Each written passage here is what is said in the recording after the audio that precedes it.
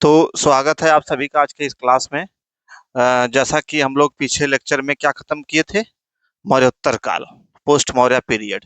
तो post Maurya period हम सभी पढ़ चुके हैं, ठीक। और उसी पे आधारित कुछ महत्वपूर्ण प्रश्नों की प्रैक्टिस कर लेते, उसी जो लेक्चर मैंने बताया था, उसी लेक्चर पर बेस्ड कुछ क्वेश्चन है, कुछ प्रीवियस ईयर के क्वेश्चन है। ऐसे क्वेश्चनों को देख लेते हैं जिससे हमको थोड़ा सा ये क्लियर होगा कि हाँ, कैसे क्वेश्चन पूछे जाते हैं, ठीक। और ये करने के बाद फिर आगे हम गुप्त काल स्टार्ट करेंगे, ठीक। तो आइए हम क्वेश्चन प्रैक्टिस करना शुरू करते हैं।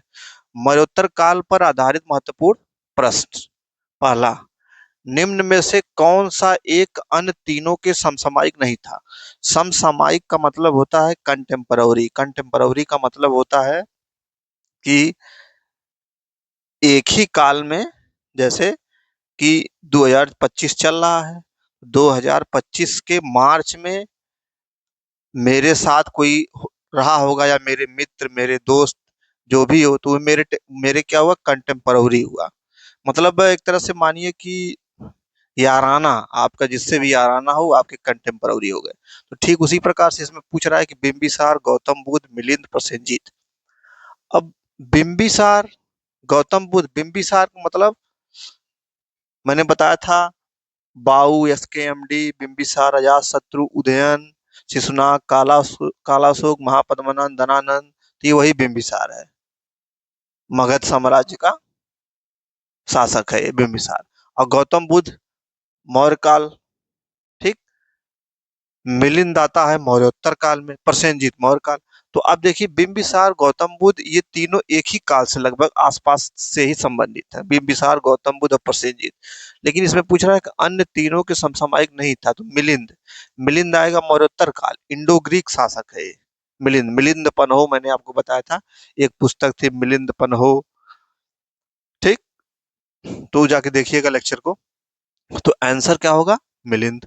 दूसरा, शक संवत पर आधारित राष्ट्रीय पंचांग या कैलेंडर का एक चैत्र ग्रिगोरियन कैलेंडर पर आधारित 365 दिन के सामान्य वर्ष की निम्नलिखित तिथियों में से किस एक के तदनुरूप है? ए 22 मार्च अथवा 21 मार्च, बी 15 मई अथवा 16 मई, सी 31 मार्च, डी 21 अप्रैल या 20 अप्रैल।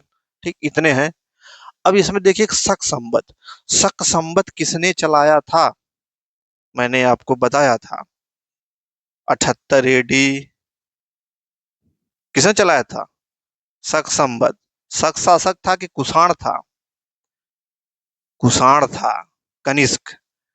कनिष्क का जो राज्याभिषेक है, उसी राज्याभिषेक से शक संवत की शुरुआत हुई 78 एडी। तो ये पूछ रहा है कि जो शक संवत पर हम लोगों का जो कैलेंडर आधारित है, जो मैंने आपको बताया था, चैत्र, बैसाख, जेठ, आषाढ़। तो एक चैत्र, जो सामान्य कैलेंडर जो हम लोग भारत में ज्यादा यूज होता है, जैसे जनवरी, फरवरी, मार्च, जो ग्रिगोरियन कैलेंडर है, भारत का जो राष्ट्रीय पंचांग है वो शक संवत पे आधारित है, ठीक। ग्रिगोरियन संवत पे, ग्रिगोरियन कैलेंडर पे नहीं आधारित है। लेकिन यूज क्या हम लोग करते हैं, ज्यादातर व्यापक यूज में हम लोग सामान्य कैलेंडर, ग्रिगोरियन कैलेंडर पर यूज करते हैं, जैसे जनवरी, फरवरी, मार्च, ठीक। तो ये पूछ रहा है कि जो हम लोगों का हिंदी महीना का एक चैत्र है, वो जनवरी, फरवरी, मार्च के किस दिन के बराबर होता है? तो वो किस है, 22 मार्च या 21 मार्च। ये 22 अथवा 21 क्यों है? क्योंकि इसमें जो, जब लीप होगा, जब लीप वर्ष होगा, तो एक बार लीप वर्ष, एक बार सामान्य वर्ष, तो ऐसे ही लीप वर्ष और सामान्य वर्ष के लिए 22-21 मार्च है। तो आंसर ये हो जाएगा। तो अगला, निम्न, अच्छा, इस क्वेश्चन पे और डिटेल अगर इसका समझना हो तो जाके लेक्चर को देखिएगा आप। कनिष्क का जब मैं बता रहा था उसके बारे में, उसमें जाके देखिएगा। निम्नलिखित युग्म में से कौन सा एक सही सुमेलित है? ए हड़प्पा सभ्यता, चित्रित धूसर विद्वान, बी कुषाण गांधार शैली। तो जो गांधार शैली थी ये कुषाणों के समय थी। प्राचीन काल के भारत पर आक्रमणों के संबंध में निम्नलिखित में से कौन सा एक सही कालानुक्रम है? ए यूनानी शक कुषाण, बी यूनानी कुषाण शक, सी शक यूनानी कुषाण, डी शक कुषाण यूनानी।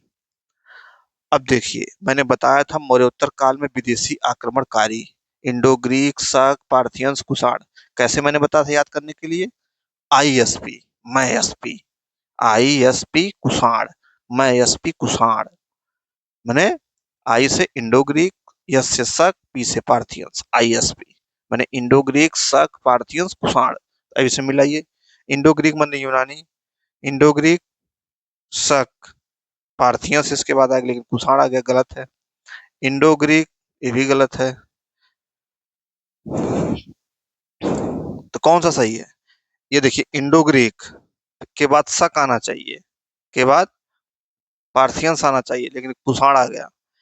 इंडो ग्रीक शक पार्थियंस नहीं दिया, उसके बाद कुषाण दे दिया है, तो कुषाण सबसे लास्ट में आएगा, तो आंसर क्या होगा भाई? इंडो ग्रीक माने यूनानी, शक माने शक, इसके बाद पार्थियंस आएंगे, तो पार्थियन है नहीं इसमें, तो पार्थियन के बाद कुषाण आएंगे, तो शक के बाद कुषाण हो गए, ठीक। ये सही है, 55 नंबर। कनिष्क के दरबार से कौन संबंधित नहीं है? चरक संबंधित थे ही, पतंजलि थे ही, नागार्जुन थे ही, एक कालिदास नहीं होंगे। कालिदास होंगे चंद्रगुप्त विक्रमादित्य के समय, ठीक। अगला क्वेश्चन नंबर 6, कनिष्क की राजधानी कहाँ थी? इलाहाबाद, बनारस, फिरोजपुर, सारनाथ। तो कनिष्क की राजधानी मैंने दो बताया था आपको, मैंने बताया था कनिष्क की दो राजधानियां थी, पहला फिरोजपुर, दूसरा मथुरा। फिरोजपुर मतलब पेशावर, तो फिरोजपुर हो गया। आइए क्वेश्चन नंबर 7 देखते हैं। क्वेश्चन नंबर 7, मौर्योत्तर काल के बारे में निम्नलिखित कथनों पर विचार करें, ठीक। पहला, शुंग वंश के शासक क्षत्रिय थे। क्या भाई क्षत्रिय थे? मैंने शुंग डायनेस्टी, शुंगा डायनेस्टी बताया था कि पुष्यमित्र शुंग क्या था? ब्राह्मण था, ब्राह्मण सेनापति था। किसका ब्राह्मण सेनापति था? बृहद्रथ का था। तमाम चीजें मैंने बताया, तो क्या था ये? क्षत्रिय नहीं था, ब्राह्मण था। पहला गलत हो गया। शुंग शासक भागभद्र के दरबार में कुषाणों ने अपने राजदूत हेलियोडोरस को भेजा। तो भागभद्र ने तो भेजा था, लेकिन भागभद्र के दरबार, भागभद्र ने भेजा, ये उल्टा हो गया है। कुषाण नहीं, इंडो ग्रीक में एंटियाल किट्स ने भेजा था, ठीक है। एंटियाल किट्स ने क्या था, तो ये भी क्या हो गया? गलत था, गलत हो गया। कुषाण नहीं, एंटियाल किट्स। कुषाणों ने सर्वप्रथम सोने के सिक्के चलाए हैं, तो कुषाणों, मैंने इस सारी इसके बारे में मैं इतना डिटेल बता चुका हूं कि सब आपके चुटकियों का खेल है। कुषाणों ने सर्वप्रथम सिक्के चलाए, सोने के सिक्के। सर्वप्रथम सोने के सिक्के यूनानी ने या इंडो ग्रीक ने चलाए, और बाद में यूनानी भी गायब, यानी इंडो ग्रीक भी गायब, उनके सोने के सिक्के भी गायब, ठीक है। तो क्या होगा? ये भी गलत हो गया। इंडो ग्रीक शासकों ने सर्वाधिक शुद्ध सोने, अब देखिए यही क्वेश्चन देखिए उलट दिया। सर्वाधिक शुद्ध सोने के सिक्के किसने चलाया? कुषाणों ने चलाया। क्यों चलाया था सर्वाधिक शुद्ध? क्योंकि सबसे ज्यादा सोना इन्हीं के काल में भारत में आयात हो रहा था। सोना आयात हो रहा था, माने कि यहाँ से जो मटेरियल थी वो एक्सपोर्ट होती थी, और उसके बदले सोना मिलता था हमको, ठीक है। तो ये भी क्या हो गया? गलत हो गया, नहीं कि इसमें सब गलत है, 1 2 3 4, ये आपसे सही हो जाएगा। क्वेश्चन नंबर 8, मौर्योत्तर काल के बारे में निम्न कथनों पर विचार करें। पहला, आर्थिक दृष्टिकोण से यह युग काफी उन्नत था। इस क्वेश्चन को मैं सोच रहा हूं कि आपको ना बताऊं इसका हल। ये आपके लिए एक तरह से, जैसे आप 1 2 में जब पढ़ते थे, 3 में पढ़ते थे, 4 में पढ़ते थे, तो क्या मिलता था आपको? होमवर्क। तो बस उसी तरह इस क्वेश्चन को मैं आपको होमवर्क देता हूं, और इसको आप स्वयं हल करेंगे, लेक्चर देखेंगे, इसको हल करेंगे। हल करने के बाद चैनल पे कमेंट करेंगे कि सर ये सही है, ठीक। फिर मैं उस पर कमेंट करूंगा कि क्या आपने सही बताया कि गलत बताया। बाकी मैं प्रश्न को पढ़ दे रहा हूं। दूसरा, इस काल में भारत का सर्वाधिक व्यापार चीन के साथ रेशम का होता था। तीसरा, भारत में सूती वस्त्र उद्योग एवं लौह उद्योग एक प्रमुख उद्योग के रूप में था। चौथा, इसी काल में मनुस्मृति का संकलन प्रारंभ हुआ। पांचवा, इसी काल में भूमि दान की प्रथा शुरू हुई, जिससे आगे चलकर मध्यकाल का विकास हुआ।